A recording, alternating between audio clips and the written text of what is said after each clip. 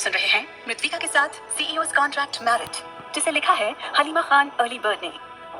भाग 1। ईशा, ईशा, ईशा, तुम्हें सुनाई दे रहा है? ईशा! ईशा की माँ गुस्से में चिल्लाई, दादी प्लीज बचा लो, मुझे नहीं जाना किसी फैशन शो में शो पीस बनके। ईशा ने दादी की तरफ उम्मीद भरी नजरों से देखते हुए कहा, बेटा तेरी माँ को कौन समझाएगा जो अपनी ही बेटी की बोली लगाए फिरती है। तू तो मासूम है मेरी बच्ची। दादी इतना ही बोली कि तभी अर्चना चिल्लाते हुए बोली, बहुत नॉनसेंस ईशा, ये हरकतें कब जाएंगी तुम्हारी? दादी के पल्लू के पीछे छिपना कब छोड़ोगी तुम? और फिर अर्चना दादी जी की तरफ देखते हुए बोली, लीजिए खुश हैं आप? मेरी बेटी को अपने जैसी बना दिया, अब तो सुकून मिल गया ना आपको? फिर अर्चना ईशा की तरफ देख भड़कते हुए बोली, ईशा ये नया जमाना है, थोड़ा आगे बढ़ो, खुद को बदलो और ये बहनजी वाला चोला पहनना छोड़ दो। तुम जैसी लड़कियों को कोई पसंद नहीं करता, लड़कों को भी आजकल बोल्ड लड़कियां चाहिए। हे भगवान, कैसे समझाऊं इस पागल को? अरे मुझसे सीखो, मॉडलिंग की दुनिया में नाम है मेरा, और जिस ब्रांड का मैं एडवर्टीजमेंट करने जा रही हूँ उसके लिए मॉडल्स की भीड़ लगी हुई है, लेकिन मैं चाहती हूँ मेरी अपनी बेटी मॉडल बने, तुम्हें लॉन्च करना चाहती हूँ मैं। तभी दादी जी अपनी तरह से समझाते हुए बोली, अरे भगवान से डर अर्चना, क्यों इस मासूम की बोली लगाने चली है? सैकड़ों मर्दों के सामने छोटे कपड़े पहन के नचाएगी इसको तो? अरे माएं तो ऐसी होती हैं जो अपने बच्चों को ढक के रखती हैं, लोगों की बुरी नजरों से बचा के रखती हैं, और तू है कि अपनी ही बेटी को बाजार में उतार रही है। ये सुन अर्चना भी भड़कते हुए बोली, ओह शट अप, मेरी बेटी को भी आपने ना अपने जैसा ही बना दिया है। इसका ध्यान आजकल बस पूजा पाठ और आप में ही रहने लगा है। अरे बेटी मेरी है ना, तो इसका फ्यूचर भी मैं डिसाइड करूंगी, आप नहीं। मैं इसको कपड़ों में लेकर जाऊं या बिना कपड़ों के, आपको क्या मतलब इससे? तभी ईशा एक बार फिर रिक्वेस्ट करते हुए बोली, मॉम प्लीज मुझे नहीं करनी मॉडलिंग, नहीं जाना वहां, प्लीज माँ प्लीज मत करिए, नहीं बनना मुझे बाजारू औरत, प्लीज माँ हाथ जोड़ती हूँ मैं। ये देख अर्चना गुस्से में आंखें दिखाते हुए बोली, चुप रहो ईशा, जल्दी से तैयार होकर आओ, तुम्हारी नाप लेंगे वो लोग, आज फालतू बात नहीं सुननी मुझे। ये सुन ईशा की नजरें नीचे हो गई, उसकी आंखों में आंसू छलक आए, अपनी माँ के आगे कहाँ उसकी चलती थी।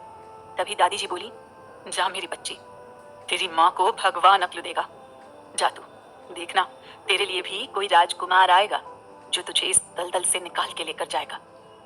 ईशा रोते हुए भाग गई। उसने अपने पापा के पास जाकर उनसे भी रिक्वेस्ट की, लेकिन वो भी अर्चना से डरते थे, फिर वो क्या ही उसकी मदद कर सकते थे। उन्होंने भी ईशा को समझाते हुए कहा, अरे बेटा कर लो जो तुम्हारी माँ कह रही है, जाओ चली जाओ ना। ईशा बेमन से तैयार होकर चली गई। कुछ ही देर में वो मॉडलिंग वाली जगह पे आ पहुंची। वहां जगह जगह मॉडल छोटे छोटे कपड़े पहने फिर रही थी और ईशा खुद को बड़ा अनकंफर्टेबल महसूस कर रही थी।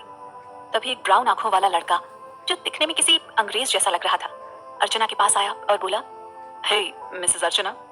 उसे देख अर्चना भी मुस्कुराते हुए बोली, ओह हे अहान, कैसे हो तुम? इससे मिलो, ये मेरी बेटी है ईशा, और ईशा इनसे मिलो, ये हैं the business tycoon Ahaan Chopra. Isha ने चेहरे पे बनावटी मुस्कुराहट लाते हुए अहान की तरफ देखा। तभी अर्चना बोली, तुम दोनों बातें करो, मैं अभी आई। और ये बोल अर्चना एक तरफ चली गई। इधर अहान ईशा की तरफ देखते हुए बोला, हे ईशा जी, तो आप भी इस अंधी दुनिया में कदम रख चुकी हैं, चलिए मुझे बेसब्री से इंतजार था आपका। ये सुन ईशा बोली, देखिए मिस्टर, आप जो भी हैं, ना तो मुझे आप में इंटरेस्ट है ना आपकी बातों में, तो दूर ही रहिए मुझसे प्लीज। देखिए अहान कुछ बोलने को हुआ, तभी पीछे से अर्चना की आवाज आई, ईशा इधर आना, अपना साइज बताओ आकर। एक्सक्यूज मी, ईशा बोल के वहां से जाने को हुई तो अहान बोला, अरे जाइए जाइए। फिर अहान ने एक तीखी सी नजर ईशा पे डाली और मन ही मन बोला, मिस ईशा तो आज तुमसे मुलाकात हो ही गई, मछली खुद जाल में फंसने आ गई। आखिर क्या इरादे हैं अहान के? क्या ईशा किसी मुसीबत में फंसने वाली है? जान। भाग 2। अर्चना अपनी बेटी ईशा को जबरदस्ती मॉडलिंग वर्ल्ड में लेकर आई थी, जहां ईशा की मुलाकात बिजनेस टाइकून अहान चोपड़ा से हुई, जिसकी नजर ईशा पे एक लंबे समय से थी। इधर अर्चना आज बहुत खुश थी, और हो भी क्यों ना, इतनी बड़ी कंपनी की सीईओ और फैशन मॉडल और एडवर्टाइजमेंट मैनेजमेंट संभालने वाली मिसेस अर्चना जी अपने करियर के सबसे बड़े प्रोजेक्ट को कल प्रेजेंट करने वाली थी, और उनकी बेटी ईशा के लिए ये सफलता की पहली सीढ़ी बनने वाली थी। और देखा जाए तो अर्चना ईशा के लिए खुश नहीं थी। वो ये सोच के पास्ट की बातें सोचने लगी। कुछ दिन पहले की बात थी जब अर्चना को अपनी ब्रांड के लिए एक मॉडल की जरूरत थी जो बेहद खूबसूरती से उसकी ब्रांड को रिप्रेजेंट कर पाए। वो परेशान सी ईशा के पापा के सामने बैठी थी। अर्चना ने उनकी तरफ देखते हुए कहा, देखिए जी, इस बार तो मेरी ब्रांड फेमस होगी। ऐसे ड्रेसेस बनाऊंगी कि दुनिया आंखें फाड़े देखेगी। मैं तो बहुत खुश हूँ, पर जैसी ड्रेस है उसके लिए इतनी ही खूबसूरत मॉडल भी तो चाहिए, और अभी तक कोई भी अच्छी मॉडल नहीं मिली है। हर जगह सिर मार के थक गई मैं। आप ही कोई मदद कर दो मेरी। ये सुन ईशा के पापा ने कहा, अरे क्यों परेशान हो, हमारी ईशा है तो। खूबसूरती में तो वो बड़े बड़े मॉडल्स को भी मात दे सकती है, बस अभी दुनिया के सामने आई नहीं है। उसको एक बार पर्दे पर लेकर आओ, फिर देखना सब बड़े बड़े मूवी डायरेक्टर तुम्हारे कदमों में होंगे और पैसा ही पैसा होगा। ये सुन अर्चना हैरानी में बोली, कौन? अपनी ईशा? आपने सोच भी कैसे लिया कि ईशा राजी होगी ये सब करने को? आपकी माँ ने उसे अम्मा दादी जैसा बना के रखा है, एकदम पूजा पाठ वाली लड़की बन चुकी है। ऐसे में आपको लगता है वो कभी मेरी बात मानेगी? ये सुन ईशा के पापा पल्ला झाड़ते हुए बोले, अब मेरा काम तो तुम्हें आइडिया देना था श्रीमती जी, बाकी आप सोचो। इससे ज्यादा मैं कोई मदद नहीं कर सकता। अगर मैं माँ के सामने बोलूंगा तो मुझे तो जोरू का गुलाम कहेंगी, इसलिए मेरे से तो उम्मीद ना रखो। ठीक है, मैं सोचती हूँ कुछ। ईशा को मनाना आसान तो नहीं, लेकिन मैं कोशिश करूंगी। ये सोच के अर्चना ने 5 दिन तक ईशा का सब कुछ बंद करवा दिया था। न कहीं बाहर जाना, ना किसी से मिलना, यहाँ तक कि खाने पीने में भी बंदिश लगा दी। लेकिन ईशा पे कोई फर्क नहीं पड़ा। वो इस मॉडलिंग की दुनिया के सख्त खिलाफ थी। अभी अर्चना को एक ही हथकंडा सूझा। उसने ईशा को उसकी दादी की कसम देके मॉडलिंग करने के लिए मजबूर कर दिया। ईशा दादी जी से बहुत प्यार करती थी और इस कसम ने बांध सा दिया उसे। वो मना नहीं कर पाई। ईशा ज्यादातर अपनी दादी के पास ही रही थी, क्योंकि उसके माँ बाप पैसे के लालच में अंधे थे, इसलिए वो घर में टिकते ही नहीं थे। उसकी माँ हर वक्त किटी पार्टीज में रहती और ज्यादातर वक्त ऑफिस में गुजारती, और उसके पापा पूरे टाइम बाहर बिजनेस मीटिंग में जाते रहते थे। इसलिए उन दोनों के पास तो ईशा के लिए कभी टाइम रहा ही नहीं था। ईशा ने जो भी सीखा था अपनी दादी से सीखा था। दादी ने उसको सही गलत का फर्क बताया था, गीता का पाठ पढ़ाया और सब अच्छी आदतें डाली। ये सब आदतें उसकी दादी की डाली हुई थी। लेकिन ईशा को ऊपर वाले ने इतना खूबसूरत रंग रूप दिया था कि उसको सजने संवरने की जरूरत ही नहीं थी। वो सादगी में भी कहर ढाती थी, और यही वजह थी कि उसको हर बार अर्चना और उसकी कंपनी ऑफर करती थी, लेकिन हमेशा वो मना कर देती थी। पर इस बार अर्चना की जिंदगी का सबसे बड़ा प्रोजेक्ट था, इसलिए उसने अपनी बेटी की ही कीमत लगा दी थी। मॉम, चलो मॉम। ईशा की आवाज से अर्चना होश में आई। हाँ बोलो। तो ईशा परेशान सी बोली, चलिए माँ, मुझे घबराहट हो रही है। हो गया सब, प्लीज चलिए, दादी भी अकेली होंगी घर पे। ये सुन अर्चना दबी आवाज में भड़कते हुए बोली, माय गॉड ईशा, थोड़ा मैनर्स में रहो, मेरी इज्जत है यहाँ। तुम अगर ये सब करोगी क्या सोचेंगे लोग? फिर अर्चना खुद से ही बात करते हुए बोली, हे भगवान, अगर आपको लड़की ही देनी थी तो कोई ढंग की लड़की देते। फिर वो ईशा की तरफ देखते हुए बोली, चलो जाओ, ड्राइवर छोड़ देगा तुम्हें। जाओ उस बूढ़ी दादी के पास, तुम उसी के लायक हो। और हाँ, कल पूरे 7 बजे आ जाना। सबसे पहला लुक ब्राइडल सूट में होगा और उसके बाद डांस है तुम्हारा। जाओ, चलो अभी। मैं थोड़ा लेट आऊंगी। ये कह के ईशा आहान की तरफ मुड़ी। आहान दूर खड़ा सब देख रहा था, लेकिन उसको सब उल्टा लग रहा था। ईशा तो यहाँ आने को मना कर रही थी, लेकिन अभी उसको लग रहा था कि ईशा यहाँ रुकने को कह रही है और वो चाहती है उसका शूट वैसा ही हो। तभी उसके दिल में ईशा के लिए और कड़वाहट भर गई। वो मन ही मन सोचते हुए बोला, मैंने कैसे सोच लिया तुम अच्छी होंगी, तुम भी उस मनहूस बाप की बेटी हो जिसने मेरी। ये कह के आहान चुप हो गया। तभी उसकी तरफ अर्चना जी आई। अर्चना आहान की बहुत बड़ी फैन थी, क्योंकि आहान पूरे वर्ल्ड का मशहूर बिजनेसमैन था और सबसे अमीर लोगों में उसका नाम आता था। इसलिए अर्चना उससे बात करने के बहाने ढूंढती रहती थी, पर आहान अच्छे से समझता था ये सब कुछ, और वो चाहता था अर्चना उसको पसंद करे ताकि वो अपने प्लान में कामयाब हो जाए। आखिर क्या प्लान है आहान का, जानने के लिए सुनिए अगला एपिसोड सिर्फ प्रतिलिपि एफएम पर।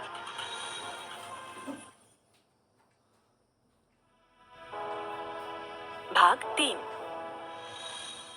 ईशा का सामना आहान से हुआ, लेकिन उसके क्या इरादे थे ये अभी तक कोई नहीं भांप पाया था। अगले दिन सुबह उसे मॉडलिंग के लिए पहुंचना था और यही टेंशन उसके दिमाग को खाई सी जा रही थी। ईशा भगवान के सामने बैठी थी और कह रही थी, हे भगवान, मैं जानती हूँ माँ बाप की बात नहीं टालनी चाहिए, लेकिन जब माँ बाप गलत रास्ते पे उतर जाएं तो औलाद को उन्हें सही गलत का फर्क बताना चाहिए। लेकिन मैं क्या करूँ, कैसे बताऊं उन्हें? अपनी दादी के लिए मुझे झुकना पड़ रहा है। भगवान के सामने अपने मन की बातें रख के ईशा स्टूडियो पहुंच चुकी थी। पहले उसका ब्राइडल फेशियल हुआ, फिर उसके हाथों में मेहंदी लगाई गई। और उसको फूलों से सजाया गया। फिर उसने रैंप वॉक किया।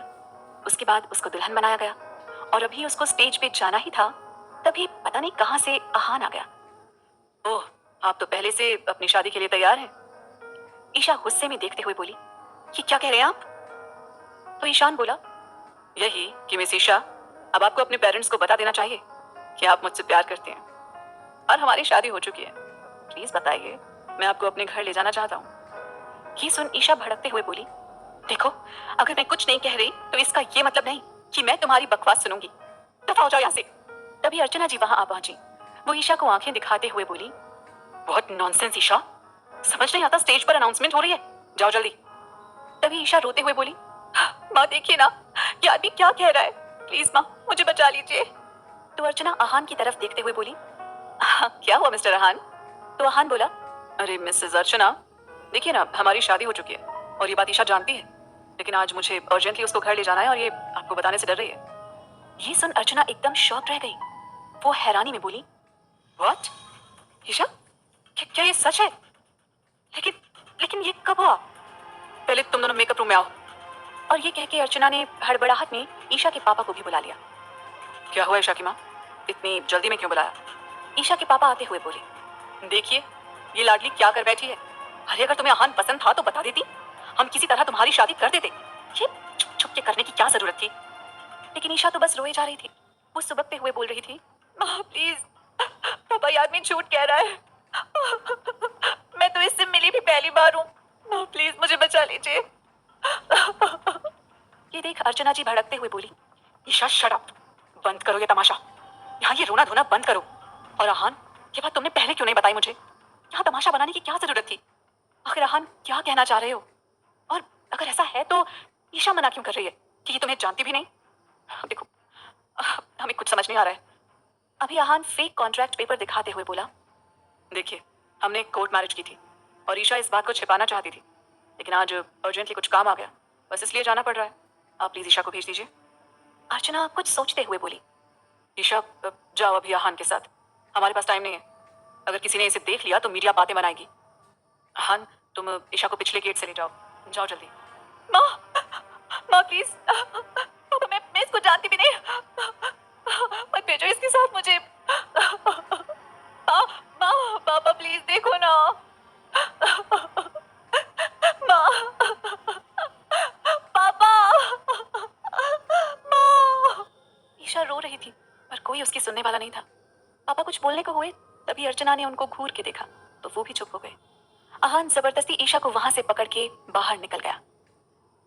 ईशा के जाते ही उसके पापा अर्चना से बोले, तुम पागल तो नहीं हो गई? क्या पता ईशा सच बोल रही हो? ये सब इस आहान की कोई साजिश भी हो सकती है। क्या पता वो कागज उसने नकली बनवाए हो।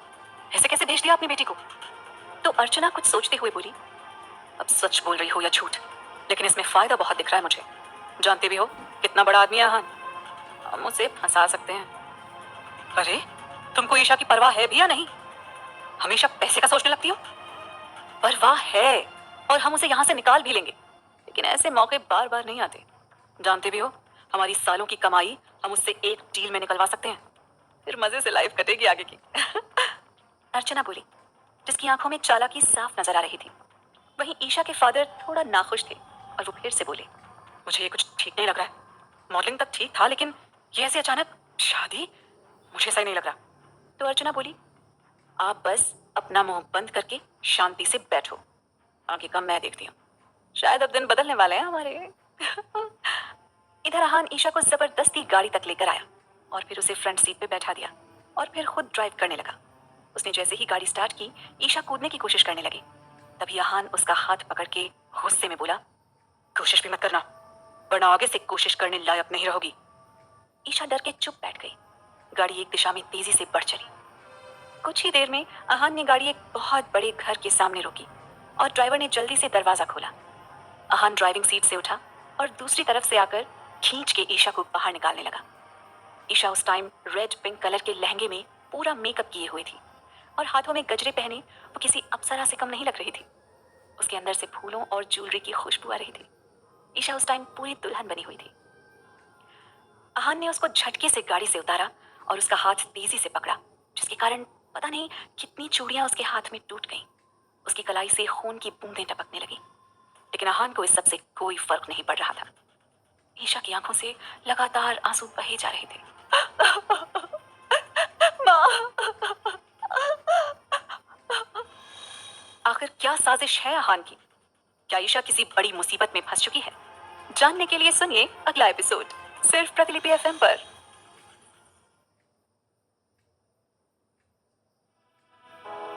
भाग 4।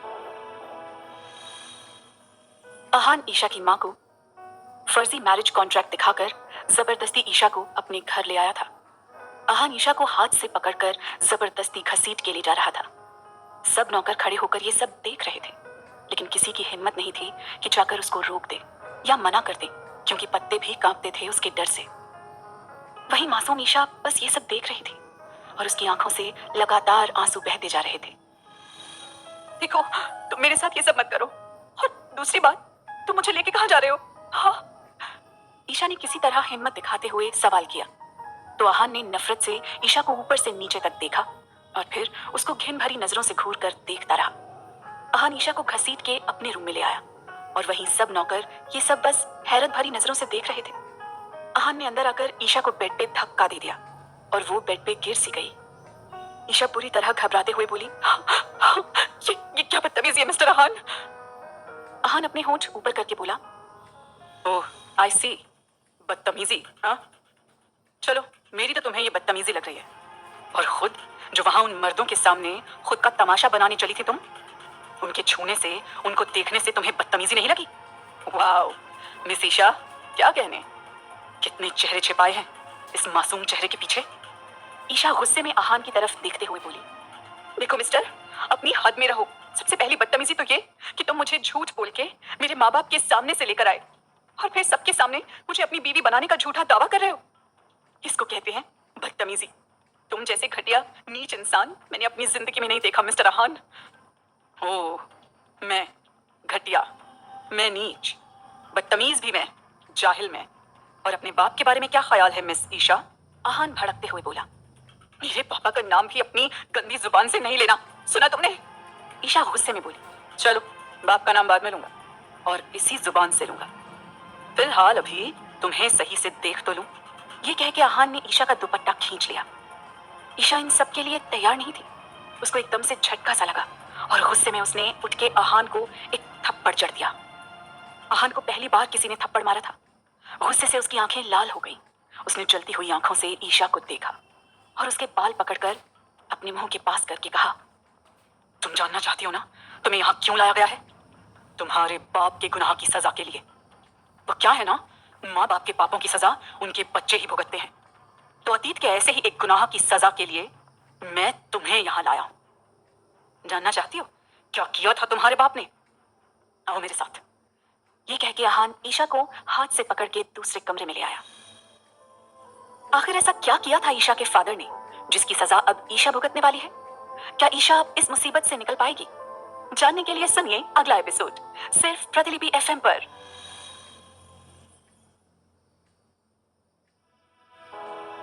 भाग 5। मुझे यहाँ क्यों लेके आए हो? ईशा ने अहान से कहा, तुम्हें आईना दिखाने और तुम्हें तुम्हारी औकात याद दिलाने। ये बोल अहान ने कमरे की लाइट खोली और ईशा को बेड पे धक्का दिया। जैसे ही ईशा की नजर साइड में पड़ी, वहां एक 25 साल का लड़का बैठा था और 50 साल की औरत थी। औरत चुपचाप बैठी थी और उस आदमी को देख रही थी, और वो 25 साल का आदमी खिलौनों से खेल रहा था, रेलगाड़ी चला रहा था और मुंह से छुप छुप की आवाजें भी निकाल रहा था। उस औरत के चेहरे पर उदासी और आंखों में वीरानी थी, और वो औरत डर रही थी। उसको देख के ईशा का दिल डर गया। गौर से देखो इन दोनों को, ये तुम्हें जिंदा लगते हैं? इस दुनिया के लोग लगते हैं? अहान ने नफरत से ईशा को देख के कहा, कौन है ये दोनों? ईशा ने डर के पूछा। तुम्हारे बाप के डसे हुए हैं दोनों। अहान बोला, मेरे बाप के? मगर मैं तो इनको जानती भी नहीं। ईशा उलझन भरे भाव से बोली, अभी अच्छे से जान जाओगी। ये बोल अहान उस औरत के पास जाकर बैठ गया। फिर ईशा को उसने नफरत से देखा। फिर आगे बोला, ये औरत मेरी बुआ है, मेरी रानी माँ, और इसको इस हाल में पहुंचाने वाला तुम्हारा बाप है, और ये लड़का तुम्हारे बाप की काली करतूतों का फल है। तुम्हारे बाप ने बरसों पहले हमारे घर की बेटी की इज्जत तार तार करी थी। मेरी रानी माँ की इज्जत लूटने वाले शहर में बड़ा इज्जतदार बना बैठा है। अब उसकी बेटी के साथ भी यही सुलूक होगा, तब उसको समझ आएगा। ये सब सुन और जान के ईशा बुरी तरह शॉक्ड थी। उसे तो भरोसा ही नहीं हो रहा था। तभी आहान आगे बोला, और ये राहुल है, तुम्हारे बाप का बदनसीब बेटा। और ये तो तुम्हारा भाई भी हुआ ना। ये औरत, मेरी बुआ, अपनी इज्जत लुट जाने के गम में अपने होश खो बैठी। इसकी कोख में पलने वाला तुम्हारे बाप का गुनाह, जो इस मासूम राहुल की शक्ल में पैदा हुआ, ये पैदाइशी तौर पे कमजोर था। और फिर पता चला कि माँ के दिल की बीमारी और उलझनों से उसके दिमाग में बहुत बुरा असर पड़ा, जिसकी वजह से उसके दिमाग की सही ग्रोथ नहीं हुई। और ये 25 साल का बच्चा दिल और दिमाग से 4 साल का बच्चा रह गया। सब डॉक्टर को दिखाने के बाद भी ये बेचारा सही नहीं हुआ। हमने बहुत छिपाया, लेकिन किसी ने सही नहीं कहा, किसी ने यकीन नहीं किया, सबने बुरा कहा। इनको कोई इनकी इज्जत की गवाही देने नहीं आया, कोई इनके किरदार का सच बोलने नहीं आया। सब इन पे दाग लगाते रहे। जुल्म मेरी बुआ के साथ हुआ था। सारी जिंदगी के लिए इनकी खुशियां खत्म कर दी गई। मेरी दादी माँ भी इनकी हालत देख के चली गई। मेरी माँ ने लाख बार कहा, राहुल मेरे माँ बाप का बेटा है, मेरा भाई है। एक भाभी बन के पूरा साथ दिया उन्होंने मेरी माँ का, लेकिन दुनिया चुप नहीं होती। लाख छिपाने के बाद भी सबको पता चल गया। तुम्हारे बाप का असली नाम मनीष है। शहर में आकर उसने नाम भी बदल लिया और हुलिया भी। और मैंने ये वादा किया था कि उसको एक दिन जरूर ढूंढूंगा। तुम्हारा बाप भूल गया था कि वो भी एक दिन किसी बेटी का बाप बनेगा। और उसने जो मेरी बुआ के साथ किया, वो मैं तुम्हारे साथ करूंगा। अब तुम्हें अपने सवाल का जवाब मिल गया मिसेस ईशा। अब समझ आया तुम्हें कि तुम्हें यहाँ क्यों लाया हूं। अब मैं तुम्हारे साथ जो करूंगा उसका तमाशा सारी दुनिया देखेगी। तुम भी यहाँ से अपनी कोख में ऐसा ही एक गुनाह लेकर जाओगी। तुम खुदकुशी करना चाहोगी तो भी नहीं कर पाओगी। ये कह के आहान ईशा की तरफ बढ़ा। क्या आहान सच में ईशा के साथ कुछ? भाग 7। भाग 6।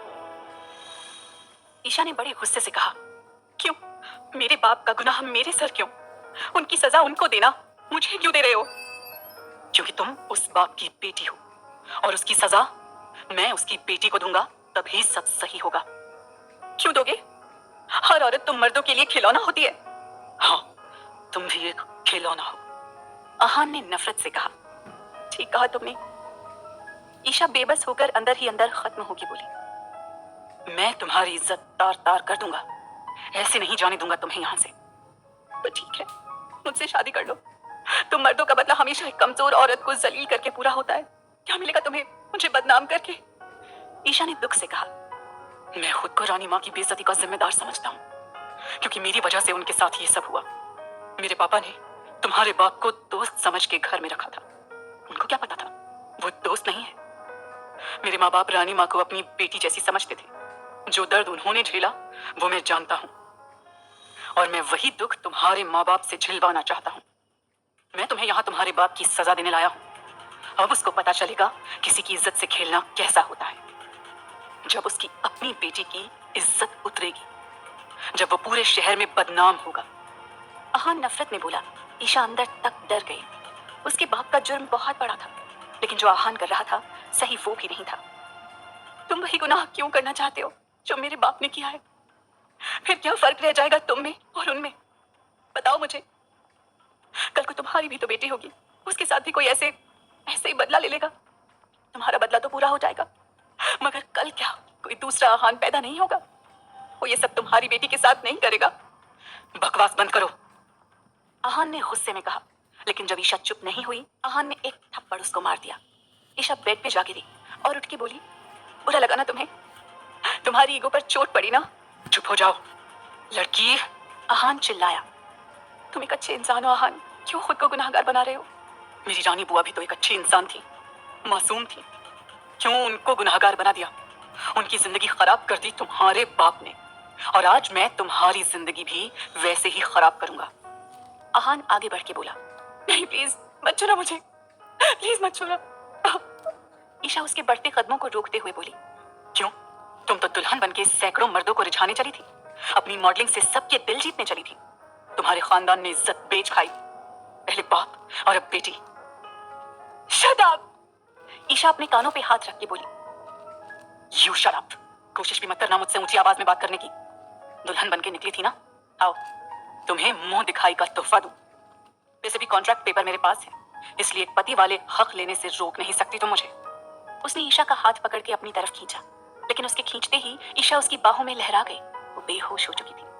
गुलाबी होंठ, सफेद रंग, दुल्हन बनी नाजुक मासूम सी ईशा उस वक्त आहान के होश उड़ा रही थी।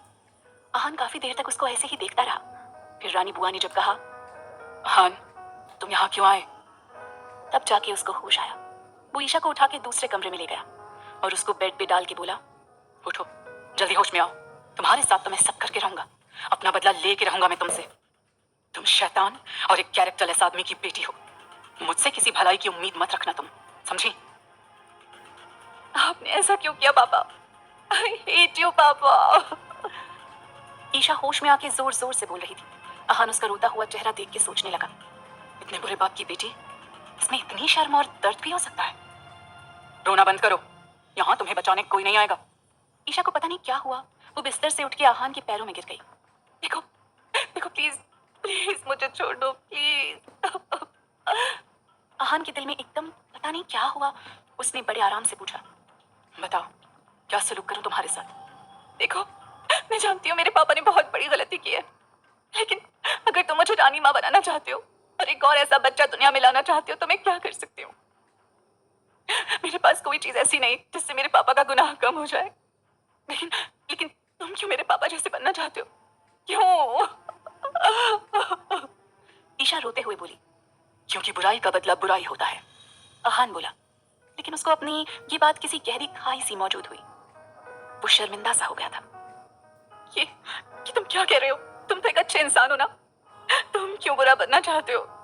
तुम मत करो वो सब जो मेरे पापा ने किया, और जब तक वो मेरा बाप भी नहीं था, फिर तुम क्यों मुझे सजा देना चाहते हो? बताओ मुझे प्लीज, तुम मेरी जान ले लो, पर ये सब मत करो प्लीज।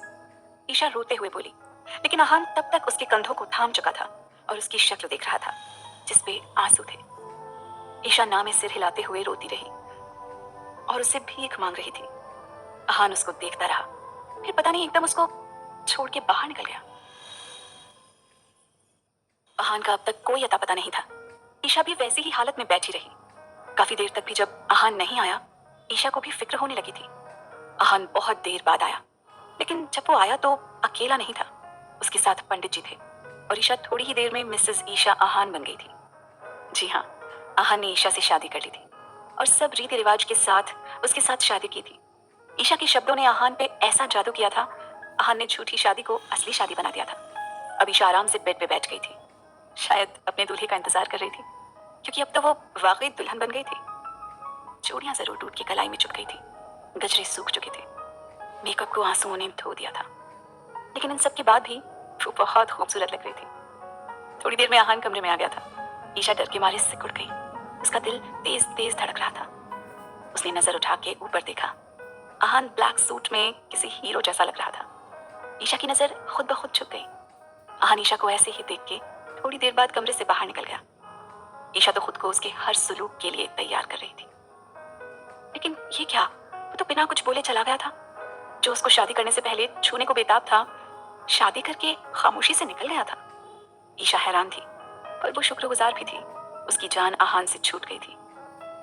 ईशा बहुत ज्यादा थक गई थी। उसने दरवाजा लॉक किया और लेट गई।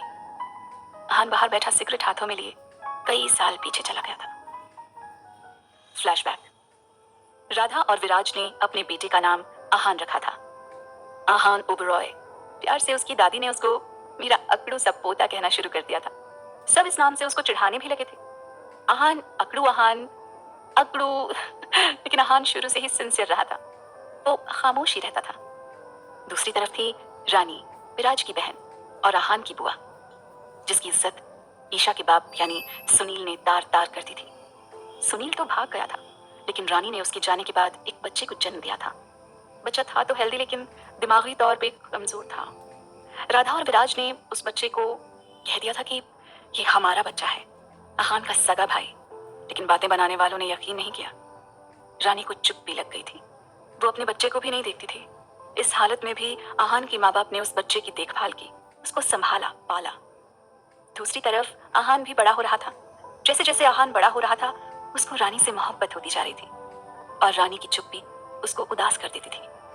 जब उसने अक्ल की मंजिल पे कदम रखा तो राधा और विराट से काफी बार जानने की कोशिश की, लेकिन कोई उसको बताता नहीं था। लेकिन फिर एक दिन उसकी दादी ने उसको सब बता दिया। सारी बात जानने के बाद आहान की तो जैसे तन बदन में आग लग गई थी। उसने कसम खा ली थी हर हाल में बदला लेना है सुनील से। उसने सुनील के बारे में सब पता लग पाया। उसको पता चला सुनील ने एक अमीरजादी से शादी कर ली है जिसका नाम अर्चना है। आहान उस शहर में ही पढ़ रहा था। उसने बहुत जल्दी सुनील को ढूंढ निकाला था क्योंकि उसकी एक फोटो विराज के पास भी थी। आहान जल्दी ही उस शहर की कंपनी का सीईओ बन गया था और वर्ल्ड के टॉप बिजनेसमैन में उसका नाम था। और धीरे धीरे उसकी अर्चना से जान पहचान बढ़ गई थी। अर्चना एक मॉडर्न औरत थी और फैशन इंडस्ट्री चलाती थी और सुनील घर जमाई बन के अर्चना के घर में रह रहा था। ईशा की माँ ने उसको नहीं पाला था, ईशा की दादी ने उसको पाला था। वो ईशा को अर्चना जैसी नहीं बनाना चाहती थी, इसलिए अपने ढंग से उसकी परवरिश की थी। ईशा के 2 भाई थे, लेकिन वो दोनों सुनील की कॉपी थे। आहान ने अर्चना के जरिए उनकी फैमिली की पूरी बातें जान ली थी। उसके बाद उसने सुनील की बेटी ईशा को फेक कॉन्ट्रैक्ट मैरिज के पेपर दिखा के उसका मोहरा बनाया, लेकिन ईशा की बातों ने उस पर ऐसा जादू किया, उसने उससे शादी कर ली। Flashback and. आहान ऐसे ही बैठा है, कुछ सोच रहा था। मैंने तुमसे शादी कर ली, लेकिन ये एक कॉन्ट्रैक्ट मैरिज होगी। मैं कभी तुमको प्यार नहीं दे पाऊंगा। जब जब तुम्हारे सामने आऊंगा तुम्हारे बाप का गुनाह याद आएगा। ये बातें सिर्फ आहान कह रहा था, लेकिन हकीकत ये थी ईशा की सादगी ने आहान को दीवाना कर दिया था। अगले दिन आहान ईशा के घर गया तो वहां सिर्फ उसकी दादी थी। आहान ने अपना इंट्रोडक्शन कराया और उसकी दादी अपने बारे में बताने लगी। मैं ईशा की दादी हूँ बेटा, वो बच्ची मेरी गोद में पली बढ़ी है। अब तो देखने में बहुत ज्यादा अच्छी लेडी दिखाई दे रही है। अपनी पोती को कैसे संस्कार दिए हैं? वो दुनिया के सामने मॉडलिंग करने चली थी। बेटा वो तो बहुत नाजुक है, तभी दुल्हन बनी घूम रही थी। आहान ने टॉन्ट मारा। बेटा वो मजबूर थी, उसकी माँ ने उसको बाजारू बनाया। वो तो 100 बार मना करके थक गई थी, लेकिन उसकी सुनता कौन है? ना माँ सुनती है ना बाप सुनता। ईशा को ये सब पसंद नहीं बेटा, वो तो जाना भी नहीं चाहती थी, मगर उसकी माँ ने जबरदस्ती की उस पे। उसके ख्याल बहुत अच्छे हैं बेटा। माँ के गुस्से के आगे उसकी एक न चली और उसको जाना पड़ा। अरे वो तो किसी पार्टी में भी नहीं जाती। मेरी ईशा तो पूजा पाठ करती है। वो तो नेक और प्यार करने वाली बच्ची है। उस पे बस कोई जुल्म नहीं करना बेटा। वो मेरे हाथों में पली बढ़ी है। मैं अच्छी तरह जानती हूँ उसको, वो कभी गलत रास्ते पर नहीं जाएगी। आहान जैसे शर्मिंदा हुआ जा रहा था। उसने बड़े आराम से कहा, क्या मैं ईशा का कमरा देख सकता हूँ? हाँ हाँ क्यों नहीं बेटा, आओ मैं तुम्हें उसका कमरा दिखाऊं। वो अपने आंसू साफ करते हुए उसको ईशा के कमरे तक ले गई। बेटा ये मेरी ईशा का कमरा है, तुम आराम से कमरा देखो। इतने में तुम्हारे लिए चाय पानी का इंतजाम करवाती हूँ मैं।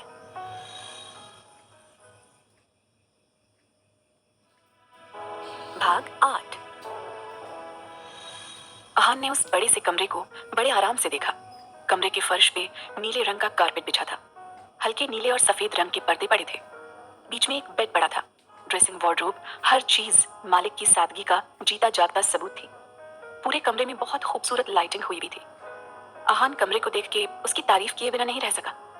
आहान सोचने लगा, क्या मैं सच में ईशा के साथ गलत तो नहीं कर रहा? उसने ईशा की वार्डरोब खोली तो उसमें सब कपड़े सादे और खूबसूरत थे। ईशा की कोर्स की सब किताबें साइड टेबल पर रखी थी। आहान का मन कर रहा था वो इस कमरे से जाए ही नहीं। उसको अलग सुकून मिल रहा था इस कमरे में। उसने फोन निकाला और नौकर से पूछा, ईशा कहाँ है? नौकर ने बड़े आराम से जवाब दिया, बड़े मालिक वो तो तब से फूलों के पास बैठी हैं। उसने खाना खाया? जी मालिक, खा लिया खाना उन्होंने, और मैंने उनको सिरदर्द की दवाई भी दे दी। ओह, तुम ध्यान रखना उसका। ये कह के आहान ने फोन काट दिया। सब अच्छे से देखने के बाद उसकी जुबान से एक आवाज निकली, हैरत है, शैतान के घर फरिश्ता कैसे पैदा हो गया। ये कह के वो कमरे पे आखिरी नजर डाल के निकल गया। जैसे ही वो बाहर आया, दादी चाय पे उसका इंतजार कर रही थी। आओ बेटा, उसने बड़े आराम से कहा। दादी, जब सुनील आए उसको कह देना कि ईशा को रानी का भतीजा लेके गया है और उसके साथ वही सब करेगा जो उसने मेरी बुआ के साथ किया। बता देना उसको, आहान विराज और राधा का बेटा है। आहान गुस्से में लाल चेहरा लिए बोला। दादी ने हैरत से कहा, बेटा तुम तो हमारे गांव के हो, मगर ये रानी कौन है? अपने बेटे से पूछिएगा दादी, रानी की इज्जत से खेल के यहाँ शहर में बैठा है, उससे पूछिएगा सब। उसको बता देना उसकी बेटी मेरे कब्जे में है। रानी बुआ का बदला आहान ओबरॉय लेगा अब। आहान गुस्से में कहके दादी को हैरत में छोड़ के वहां से निकल गया। फ्लैशबैक। ईशा वैसे के वैसे बैठी थी, तभी वहां अम्मा, आहान की पुरानी नौकर, जिसने आहान को भी अपनी गोद में खिलाया था, वो बड़े प्यार से आके बोली, ये कपड़े बदलो, नहा के फिर नाश्ता कर लेना। उन्होंने ईशा को मैरून रंग की साड़ी दी और उसका चेहरा प्यार से देखने लगी। मैं आहान बाबा की पुरानी नौकर हूँ, वो मुझे प्यार से अम्मा कहते हैं, तुम भी यही कहना। उन्होंने मुझे सब बता दिया, लेकिन अब तुम उनकी बीवी हो और तुम्हारा ख्याल रखना हमारी जिम्मेदारी है।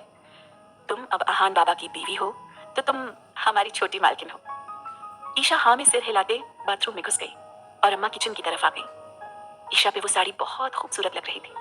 वो नहा धो के हल्की सी हो गई और अम्मा से सब के बारे में पूछने लगी, खासकर रानी आहान के बारे में। उसे अम्मा से बहुत सी बातें पता चली थी और उसको ये भी पता चला था कि आहान एक अच्छा और हमदर्द इंसान है।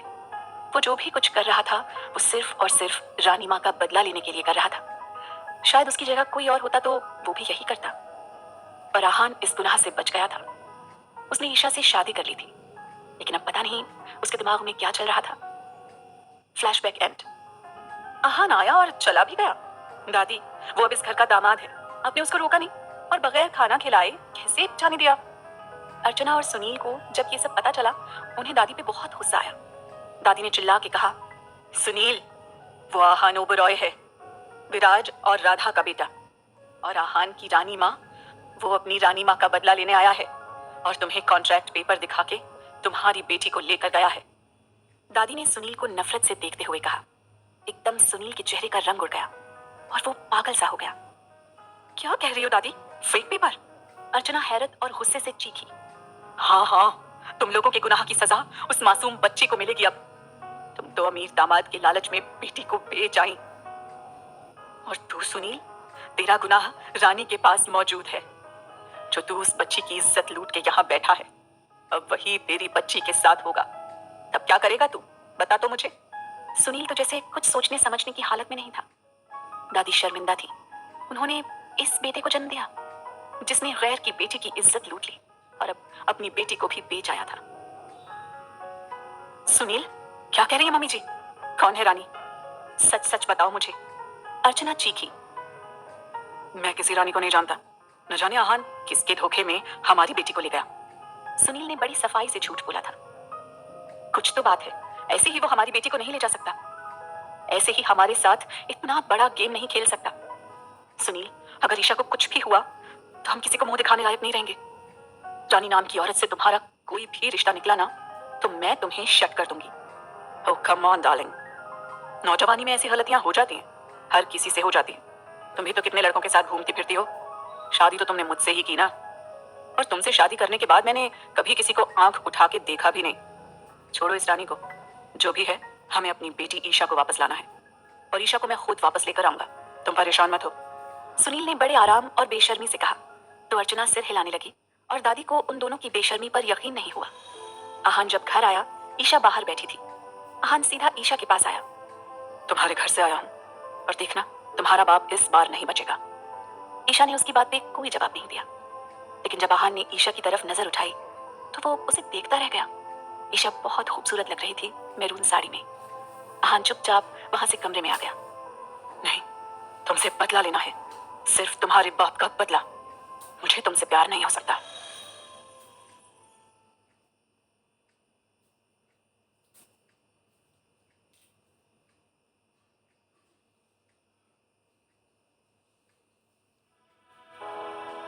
भाग 9।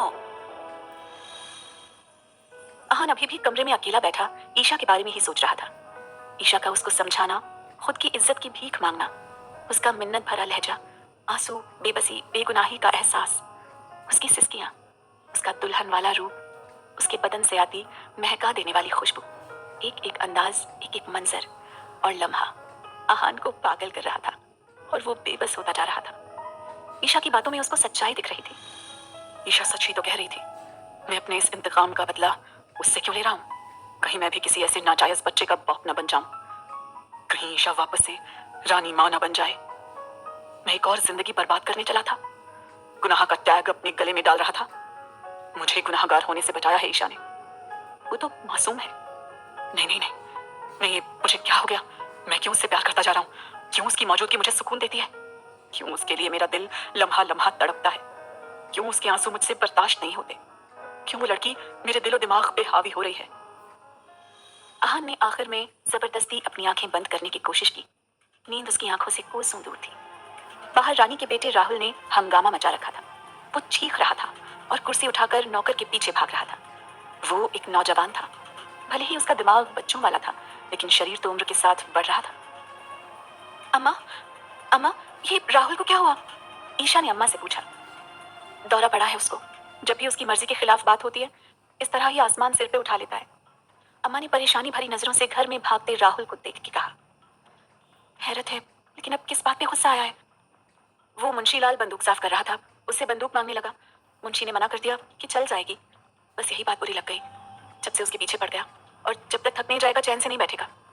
अम्मा ने फिक्र से कहते हुए कहा तो दुख और रहम भरी नजरों से राहुल को देखती ईशा अपने कमरे में वापस आ गई। पता नहीं मम्मा पापा को आहान ने मेरी सच्चाई बताई होगी कि नहीं, पापा की असलियत बताई होगी कि नहीं। पापा की असलियत सबके सामने आ गई तो मम्मा तो घर सिर पे उठा लेंगी। वो तो अब तक इस बात से खुश थी उनकी बेटी एक करोड़पति की बीवी है। वो तो अपने सर्कल में बड़े फख्र से ये बात बताने की तैयारी कर रही होंगी। और आहान तो न जाने कहाँ गया होगा, मुझे यहाँ अकेला छोड़ के। पता नहीं कि मेरे साथ क्या करेगा। वो बुरा इंसान नहीं है, वरना मुझसे शादी नहीं करता। मुझसे शादी करने के बजाय मेरी इज्जत खराब कर देता। अपने अच्छे रवैये से आहान के गुस्से की बदले की आग को ठंडा करना होगा, वरना बड़ी तबाही होगी। और राहुल तो मेरा भाई है ना? मेरे बाप की औलाद है, मेरा भाई है। और पापा ने उसको कभी पलट के देखा नहीं। जैसे वो मोहब्बत करते, फख्र से दुनिया को बताते, उस पर कैसी कैसी मुसीबत डाली उन्होंने। आई हेट यू पापा, आई हेट यू। मुझे आपकी बेटी होने पर शर्म आती है पापा। उसकी आंखें एक बार फिर बरसने लगी। वो रानी अभी तक जिंदा है और उसका बेटा भी है, आहान का भतीजा। यहाँ तक कैसे पहुंचा? मुझ तक कैसे पहुंचा? और ईशा को वो रानी की तरह रखेगा? नहीं नहीं, वो मेरी बेटी के साथ। ईशा तो बहुत मासूम है, कहीं वो उसके साथ भी। रानी भी तो मासूम थी। तूने उसकी मासूमियत को हवस की भेंट चढ़ा दिया। सुनील की जमीर ने आवाज लगाई। अब वही सलूक जब मेरी बेटी के साथ होगा तो मुझे भी बेइज्जत होना पड़ेगा। नहीं नहीं, ऐसा नहीं होगा। मैं ऐसा होने नहीं दूंगा। नहीं, ऐसा होने से पहले मैं सब खत्म कर दूंगा। सुनील ने चीख के कहा। आहान के दो घर थे। एक घर उसका अपना था जो उसने अपने लिए बनाया था, उसका अपना बंगला। और दूसरा घर था उसके माँ बाप का, जहाँ राधा और विराज और आहान की दादी रहती थी। राधा और विराज आहान के ही घर आ रहे थे। आहान काफी दिनों के बाद शर्मिंदा शर्मिंदा सा अपने घर आया। राधा और विराज दूसरे शहर गए थे किसी शादी में, अब वो भी वापस आ गए थे। और अम्मा की जुबानी उनको सब पता चल गया था। ईशा आहान की बीवी है। उन दोनों को मासूम और खूबसूरत ईशा बहुत ज्यादा पसंद आ गई थी, लेकिन आहान के इस तरह चोरी छिपे शादी करने से उन्हें बहुत ज्यादा गुस्सा आया था। जब वो घर आया तो सबसे पहले उन दोनों से ही सामना हुआ था। आहान बेटा, कौन है वो लड़की? राधा ने पहला सवाल ही यही कर दिया। वो लड़की मेरा इंतकाम है, आहान धीरे से बोला, हालांकि दिल तो कुछ और ही कह रहा था। रूह तो किसी और ही साज लिए झूम रही थी। क्या मतलब? विराज ने सख्त आवाज में पूछा। पापा, वो लड़की सुनील की बेटी है और मैं उसको यहाँ इसलिए लाया हूँ ताकि रानी माँ का बदला ले सकूं और उसके बाप को जलील कर सकूं। तो तुझ में और सुनील में क्या फर्क रह जाएगा? वो लड़की भी यही कहती है। आहान माँ की बात सुन के बोला, सही कहती है वो लड़की। वो तो एकदम मासूम है, वो उसकी बूंद जैसी है। तुम एक बेगुनाह लड़की को बर्बाद करने चले थे, अपनी दुनिया खराब करने चले थे। राधा ने गुस्से में आहान का कॉलर पकड़ के उसको एक थप्पड़ जड़ दिया। आहान हैरान रह गया। उसकी माँ ने तो हमेशा उसको प्यार ही दिया था, कभी ऊंची आवाज में बात तक नहीं की थी। और आज उसकी प्यारी माँ ने उस पे हाथ उठा दिया था। सुन रही है रानी, तेरा भतीजा सुनील की बेटी को उठा के लाया है। ये उस मासूम लड़की के साथ वही सलूक करना चाहता है जो सुनील ने तेरे साथ किया। राधा ने रानी के कंधों को पकड़ के उसको हिलाते हुए कहा। फिर तो जैसे रानी की खामोशी टूट गई, उसके चेहरे पे एकदम डर दिखने लगा। वो एकदम से चीख मार के अपनी जगह से उठी और खिड़की से देखती ये सारा मंजर ईशा भी हैरान रह गई। नहीं नहीं, तुम दूसरी रानी नहीं बनाओगे, नहीं, हम तुमको ऐसा नहीं करने देंगे, हम तुमको मार देंगे, नहीं होने देंगे हम ऐसा। अब किसी रानी की इज्जत पर दाग नहीं आएगा, सुन रहे हो तुम? रानी लगातार आहान को पकड़ के हिला रही थी। आहान ने पहली बार अपनी प्यारी बुआ को बोलते सुना था। उसका दिल भर आया, उसकी आंखों से आंसू बह रहे थे। रानी बुआ, आपकी इज्जत? वो बड़ी मुश्किल से बोला। उसकी इज्जत का पर्दा तो ऊपर वाले ने रखा है, अब तुम इसका तमाशा मत बनाओ। हमारी परवरिश, हमारे खानदान को बदनाम मत करना। आहान, वरना हम जीते जी मर जाएंगे। राधा ने आंखों में आंसू लेकर आहान को घूरा। विराज ये सब बैठे सुन रहे थे। उन्होंने भी अपनी बहन का बदला लेने की सोची थी, लेकिन उनके अंदर के अच्छे इंसान ने उन्हें ये सब नहीं करने दिया। माँ, मैं ऐसा कुछ नहीं कर रहा। करना होता तो जब उसको यहां लाया तब कर देता, आहान बोला।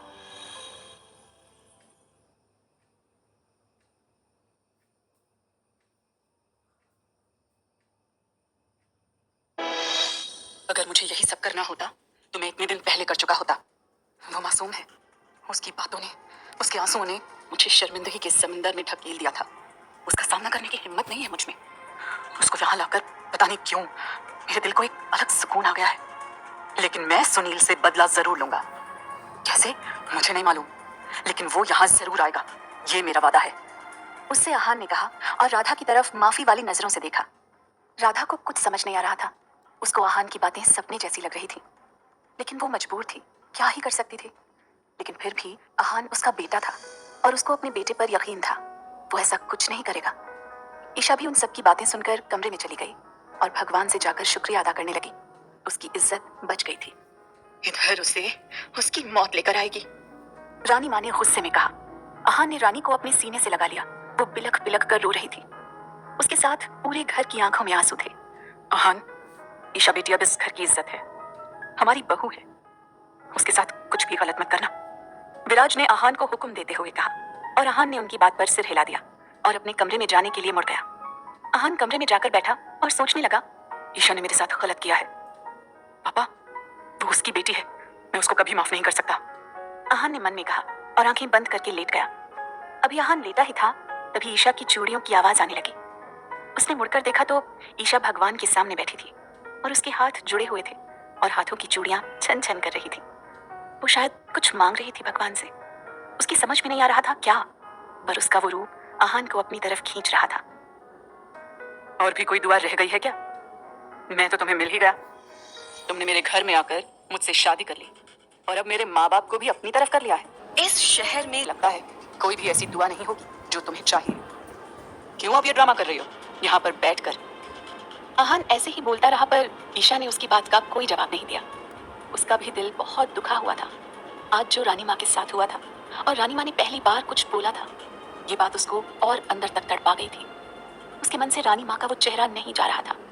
रानी माँ के आंसू उसके दिल पर गिर रहे थे और उसका दिल बाहर आने को तैयार था। उसे ईशा से मोहब्बत भी थी। उसको नहीं पता था उसका क्या रिश्ता है, लेकिन ईशा को जब देखता मोहब्बत के साथ उसके दिल में नफरत भी जन्म लेती थी, क्योंकि ईशा उस सुनील की बेटी थी जिसने इतना बड़ा गुनाह किया था। बिल्कुल ईशा की कोई गलती नहीं थी, लेकिन आहान को ये बात नहीं समझ आ रही थी और वो ईशा को उसका दिल माफ करने को ही तैयार नहीं था।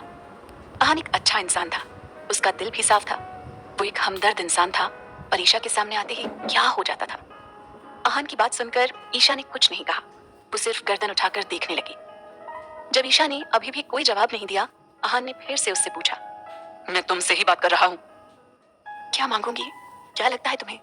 ईशा ने बड़े आराम से उसको देखा और कहा, मैं नहीं जानती आपके दिल में क्या है, लेकिन मैं ये जरूर कहूंगी, अपने वहम को और इस नफरत को निकाल दीजिए। जितनी मोहब्बत आप रानी माँ से करते हैं उतनी ही मैं भी करती हूँ, क्योंकि वो मेरे भाई की माँ है। भले ही वो सौतेला भाई है, लेकिन मैं उसको अपना भाई मानती हूँ। उसकी बीमारी मेरे दिल पर असर करती है और मुझे भी बुरा लगता है। आप अपने आप को क्यों नहीं समझाते?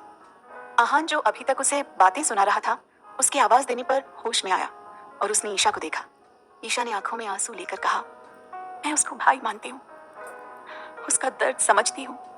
आहान ने ईशा को देखा और कहा, अगर इतनी ही मोहब्बत है तो क्यों नहीं पूछा आपने उस बाप से उसकी हरकत के बारे में? आप इतनी बेवकूफ़ी वाली बातें क्यों करते हैं? मैं तब तक इस दुनिया में भी नहीं थी जब मेरे पापा ने ये गुनाह कर लिया था। मुझे भी रानी माँ के लिए बुरा लगता है। अब इसमें मैं कुछ नहीं कर सकती। इसका मेरे पास कोई इलाज नहीं है। मैं वापस पास्ट में जाकर ये गलती नहीं सुधार सकती। आहान ईशा को बोलते हुए देख रहा था और पता नहीं उसको क्या हुआ। वो उठा और जाकर दरवाजे को धीरे से बंद कर दिया। आहान की नजर ईशा के चेहरे पर थी जो उसके दिल में हलचल मचा रही थी। ईशा ने डर के आहान को देखकर सोचा, न जाने ये क्या करेगा अब। आहान धीरे से ईशा के पास आया और उसको अपनी गोद में उठा लिया और बेड पर ले जाकर बैठा दिया। ईशा जहां उसकी इस हरकत से डर रही थी, वहीं वो उसको देख भी रही थी। उसको आहान को देखकर बहुत बुरा लग रहा था। वो बिखरा बिखरा, उलझा उलझा और बेचैन, बेकरार सा लग रहा था। न जाने क्या था कि नीली आंखों में ईशा को अपना आप उसकी आंखों में डूबता हुआ महसूस हो रहा था और उसका दिल हलचल कर रहा था। चेहरा खुद ही लाल हुआ जा रहा था। ईशा ने देखा और अपनी नजर नीचे कर ली। आहान जो उसको बड़े गौर से देख रहा था, उसकी इस हरकत पे बेकरार हो गया। आहान ने ईशा को देखा और उसे देखता ही रह गया और उसने अपने होंठ ईशा के माथे पर रख दिए। ईशा आहान की छुअन पाकर तड़प कर रह गई। उसने अपनी आंखें खोलकर आहान को देखा और उसकी आंखों से आंसू बहने लगे। ईशा को आहान से डर भी लग रहा था, लेकिन आहान की मौजूदगी उसको सुकून भी दे रही थी। आहान मुस्कुराया और उसने नरमी से ईशा के आंसू पूछे और उसको कहा, ये तुम्हारी मुंह दिखाई का तोहफा है, फिलहाल मेरे पास यही है। आहान ने उसके चेहरे को प्यार से देखकर कहा, लेकिन ईशा अभी भी ऐसी हालत में थी